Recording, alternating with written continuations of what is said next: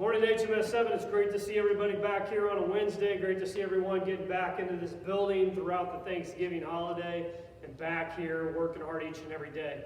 Again, the purpose of our Jumpstart program is to go over the 7 habits of highly effective teenagers, also highly effective adults. These are habits that you can practice throughout your life. I would encourage you to make these habits just part of what you do every day. As we talk down here, habits are something we repeatedly do. If you repeatedly do these things, they become ingrained and you don't even have to think about them. But if you practice these 7 habits on a daily basis, you'll find yourself improving, you'll find yourself becoming more successful, and you'll ultimately find yourself a happier person. All of these habits are essentially things that you need to work at through time and effort to get better at. You're not born with these. They're not innate abilities. These are habits that every single one of us in any form can practice. We started with being proactive, which is basically the root of the tree. To be proactive, to run into a problem and find a solution. Putting first things first, our prioritizing strategy. Finding your most important rock each day and focusing on that. Scheduling everything around it. Beginning with the end in mind. As we talked, Jay-Z had one end goal, and that was to make music. Nothing was going to stop him. He had an end in mind. He was going to make music. Or if we talked about Amelia Earhart, she was going to have a career. Nothing was going to stop her from that. Habit number 4 for the month of December and January, I think it's fitting. It's a win-win strategy, a win-win habit. It is essentially something that any of us can practice at any level. What win-win is essentially you helping other people, and by helping other people, you help yourself. What it's not is win-lose. In our culture, we see a lot of win-loses in sports and in games. I love sports, I love games.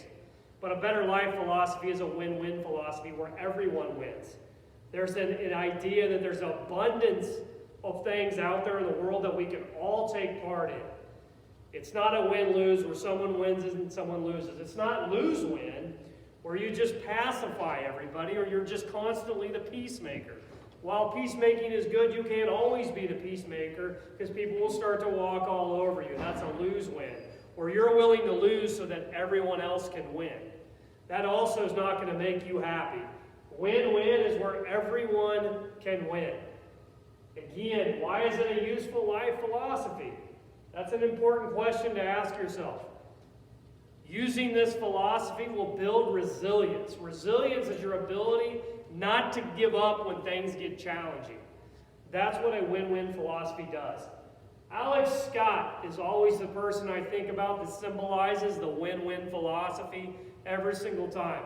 Unfortunately, that young lady's not with us anymore. She died several years ago. When she was 1 year old, again, something she could not control, she was diagnosed with a form of cancer that was going to eventually take her life. At the age of 4, when she was receiving treatments inside of a hospital, she told her mom, looked him dead in the eyes. Her mom and dad said, "Mom, when I get out, I want to make a lemonade stand. I want to create one. I want to sell lemonade." And they're like, "Why do you want to do that, Alex?" She said, "You know what? I want to take the proceeds from that lemonade stand and I'm going to give them to the doctors that have been helping me so they can help other people fight and defeat cancer." That was Alex Scott. That's a win-win philosophy. She didn't think win-lose. She didn't think lose-win. She thought win-win. By me doing something that has a purpose, it gives me a purpose, it grounds me in life, I can help other people. At the age of 8, she passed away, lost her battle with cancer. She battled another 4 years of her life.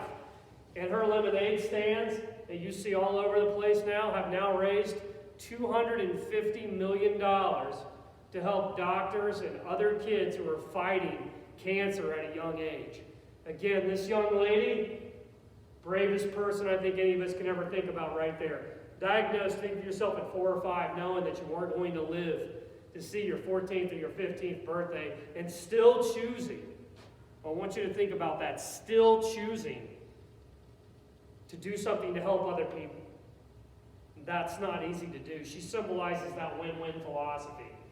When you see that there, that is a foundation for childhood cancer that she started. I'll leave you with this. When we talk about win-win, there are ways to practice it. You also have a Google form that will be shared with you that you can work off of to keep track and hold yourself accountable. But the first thing you need to do to start practicing win-win is avoid comparing yourself.